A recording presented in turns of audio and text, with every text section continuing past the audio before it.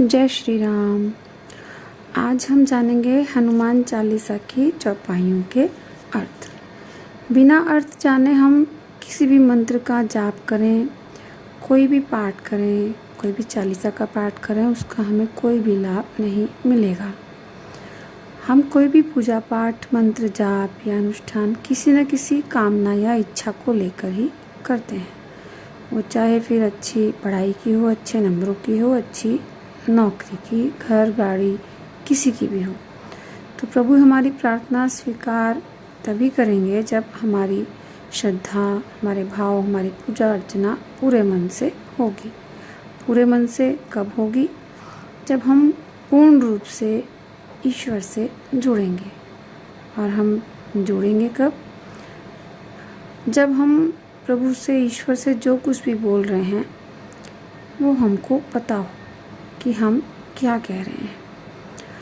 हम किसी भी भाषा में मंत्र जाप करें, लेकिन हमें उसका अर्थ पता होना चाहिए कि हम क्या कह रहे हैं। तभी हमारे भाव जुड़ पाएंगे और तभी हम उसका अच्छा फल ले पाएंगे। अब हम जाने कि हनुमान चालीसा है क्या। चालीसा का अर्थ है 40। तुलसीदास जी हनुमान जी के गुणों को 40 चौपाइयों में पिरोकर एक उन्होंने माला बनाई है, जिसे अपने मन में धारण करके, अपने मन को स्वच्छ, साफ और निर्मल करके प्रार्थना कर हनुमान जी से सिफारिश लगा रहे हैं, उनसे विनम्रता पूर्वक प्रार्थना कर रहे हैं कि मुझे भी प्रभु भक्ति प्राप्त हो जाए। जैसे हम कोई काम करवाने के लिए किसी जानने वाले की सिफारिश लगाते हैं, ऐसे ही तुलसीदास जी हनुमान जी से सिफारिश लगवा रहे हैं कि उनके गुणों का बखान कर रहे हैं, उनकी पूजा अर्चना कर रहे हैं, जिससे कि वो श्री राम जी से मिलने का उन्हें रास्ता दिखा सके। तो हम शुरू करते हैं हनुमान चालीसा। श्री गुरु चरण सरोज रज, निज मन मुकुर सुधारि, बरनउँ रघुवर बिमल जसु, जो दायक फल चारि। श्री तुलसीदास जी कहते हैं कि मैं अपने गुरु के चरण रूपी कमलों की धूल से मन रूपी दर्पण को निर्मल करके मैं श्री राम जी के उस सुंदर यश का वर्णन करता हूँ, जो चारों फल धर्म, अर्थ, काम और मोक्ष को प्रदान करने वाला है।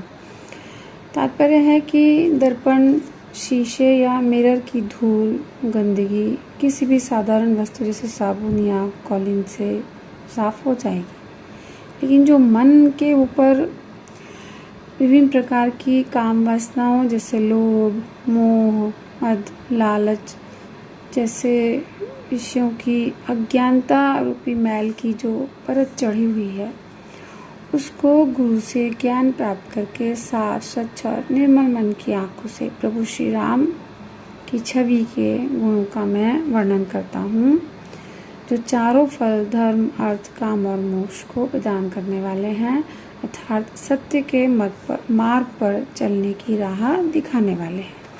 ऐसा तुलसीदास जी कह रहे हैं। बुद्धिहीन तनु जानिके, सुमिरो पवन कुमार, बल बुद्धि विद्या देहु मोहि, हरहु कलेश विकार। तुलसीदास जी कह रहे हैं कि हे पवन कुमार, मैं अपने को शरीर और बुद्धि से हीन जानकर, कम जानकर आपका ध्यान कर रहा हूँ, क्योंकि जो बुद्धि मेरे पास है उससे आपको नहीं जाना जा सकता। मुझे बल, बुद्धि और विद्या प्रदान करके मेरे समस्त कष्टों, दोषों, क्लेशों और विकारों को दूर करने की कृपा कीजिए, जिससे मैं राम के गुणों का वर्णन कर सकूं। जय हनुमान ज्ञान गुण सागर, जय कपीसति हूँ लोक उजागर। तुलसीदास जी कहते हैं कि वानर जाति में जन्म लेने पर भी वो ज्ञान और गुणों के सागर हैं।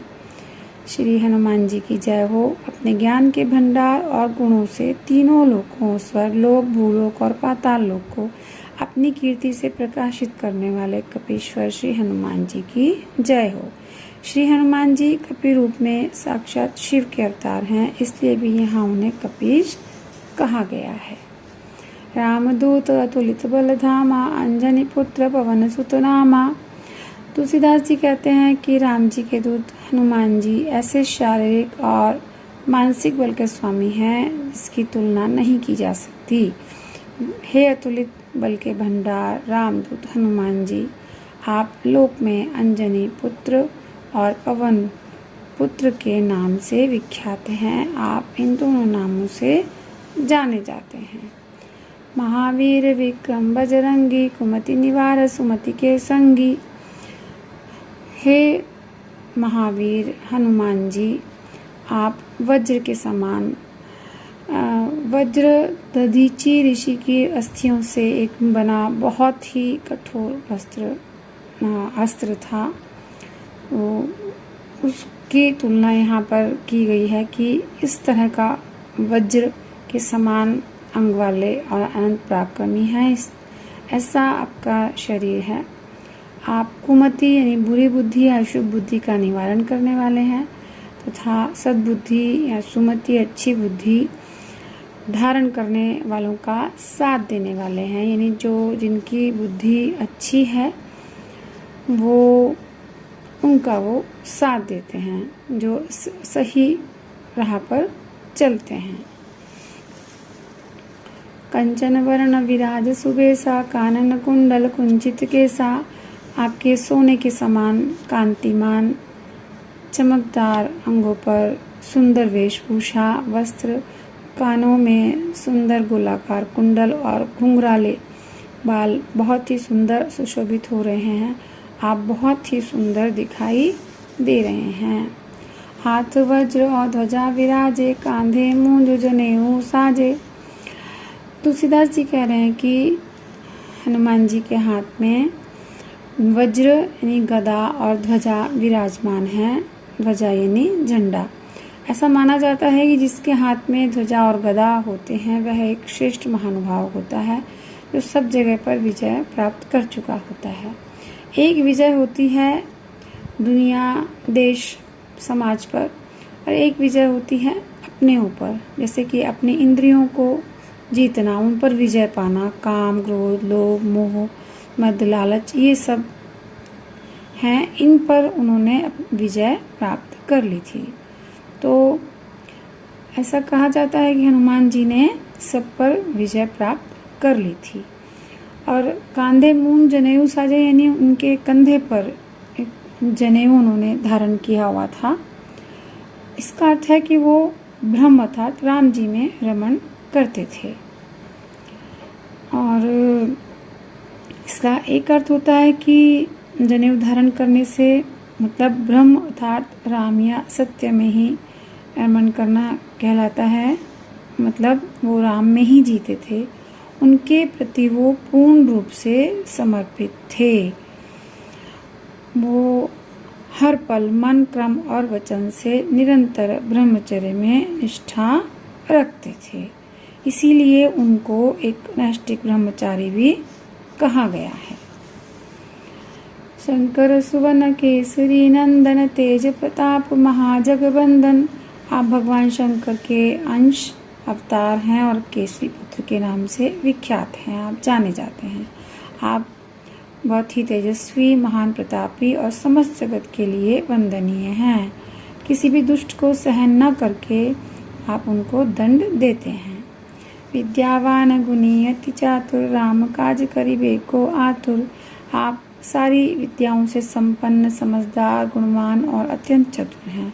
आप भगवान श्री राम का कार्य पूर्ण करने के लिए हमेशा उत्सुक रहते हैं। ऐसा कहा भी गया है कि आपका जन्म ही राम जी के कार्यों का संपादन करने के लिए हुआ है। तो हमें भी उनसे सीखकर राम जी का भक्त बनकर उनके कार्यों को करने हेतु संकल्प लेना चाहिए। प्रभु चरित्र सुनिबे को रसिया, राम लखन सीता मन बसिया। तुलसीदास जी कहते हैं कि प्रभु श्री राम जी का चरित्र, उनकी पवित्र मंगलमयी कथा सुनने के लिए सदा आप लालायित रहते हैं, उत्सुक रहते हैं और कथा रस के आनंद में डूबे रहते हैं। राम लखन सीता मन बसिया, इसका दूसरा अर्थ यह भी है कि भगवान श्री राम, श्री लक्ष्मण, सीता जी के हृदय में आप बसते हैं और वो आपके हृदय में हमेशा विराजमान रहते हैं। सूक्ष्म रूप धरि सियहि दिखावा, विकट रूप धरि लंक जरावा। आप अष्ट सिद्धियों से संपन्न हैं और आपके अंदर एक विशेष क्षमता विद्यमान है कि आप छोटे से छोटा और बड़े से बड़ा रूप धारण कर सकते हो। तो आपने अपना बहुत ही छोटा रूप धारण करके माता सीता जी को दिखाया था और बहुत बड़ा विकराल रूप धारण करके लंका नगरी को जलाया था। भीम रूप धरि असुर संहारे, रामचंद्र के काज संवारे। आपने अत्यंत विशाल और भयंकर रूप धारण करके राक्षसों का संहार किया था। विविध प्रकार से भगवान श्री रामचंद्र जी के कार्यों को पूर्ण किया था। श्री हनुमान जी परब्रह्म राम की क्रिया शक्ति हैं, अतः उसी शक्ति के द्वारा उन्होंने भयंकर रूप धारण करके राक्षसों का संहार किया था, उनका नाश किया था। और भगवान श्री राम जी के कार्य में लेश मात्र भी अपूर्णता श्री हनुमान जी को सहनीय नहीं थी। तभी तो राम का जो किन्हें बिनु मोहि कहा विश्राम का भाव वो अपने हृदय में हमेशा संजोए हुए रहते थे। अर्थात श्री राम के कार्य करने के लिए हमेशा तत्पर और क्रियाशील रहते थे। लाए संजीवन लखन जी आए, श्री रघुवीर हरषि उर लाए। आपने संजीवनी बूटी लाकर लक्ष्मण जी को जिलाया था, इसीलिए उन्हें प्राणदाता भी कहा गया है। और इस कार्य से प्रसन्न होकर भगवान श्री राम ने आपको हृदय से लगा लिया था।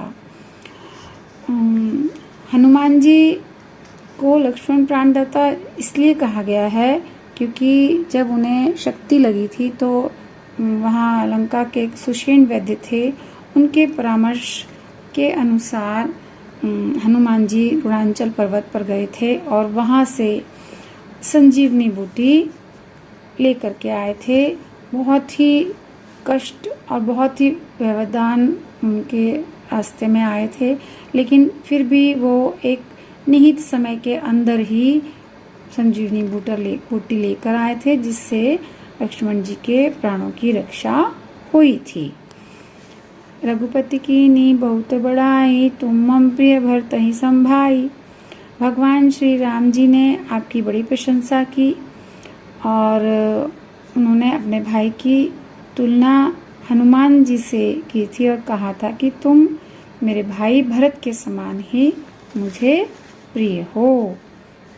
सहस बदन तुम रोजस गावें, अस्कई श्रीपति कंठ लगावें। हजार मुख वाले सभी प्रकार के सुखों के स्वामी श्री शेषनाग जी सदा तुम्हारे कीर्ति का गुणगान करते रहेंगे। ऐसा कहकर लक्ष्मीपति विष्णु स्वरूप भगवान श्री राम ने आपको अपने हृदय से लगा लिया। उन्होंने कहा कि मेरे ऊपर हनुमान जी के इतने ऋण या कर्ज हैं जिन्हें मैं कभी भी उतार नहीं सकता। सनकादिक ब्रह्मादि मुनीसा, नारद सारद सहित अहिसा। जम कुबेर दिक्पाल चाहते, कवि कोविद कह सके कहाते। श्री सनक सनातन सनंदन सनत कुमार आदि मुनिगण, ब्रह्मा आदि देवगण, नारद सरस्वती शेषनाग यमराज कुबेर तथा समस्त दिक्पाल भी जब आपका यश का गुणगान करने भी लगे तो भी वो अवर्णनीय है। अर्थात ये सब मिलकर भी आपका गुणगान नहीं कर सकते। यानी आप इतने गुणी हैं कि आपके गुणों का वर्णन कोई भी नहीं कर सकता। तो बच्चों सीखा आपने अर्थ हनुमान चालीसा का, आपको समझ में आया होगा। इसे सीखकर तब हनुमान चालीसा का पाठ करें। इसके आगे की चौपाइयों का अर्थ दूसरी वीडियो में बताऊंगी। वीडियो अच्छी लगी हो तो लाइक करें, शेयर करें और